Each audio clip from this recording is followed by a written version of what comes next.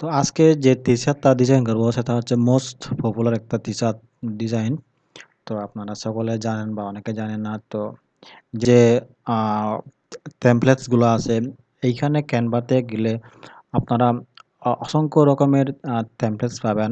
তো আমি এই টেমপ্লেটস গুলো আমি ব্যবহার করব না। তো আমি একবারে আ যেটা মোস্ট পপুলার টেমপ্লেট টি-শার্ট ডিজাইনের সেটা হচ্ছে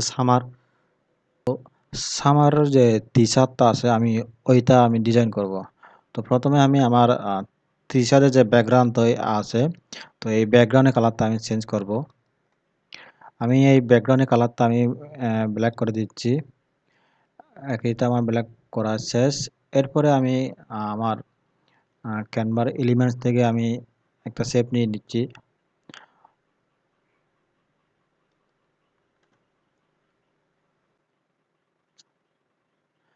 আমি এই শেপটা নিয়ে নিচ্ছি।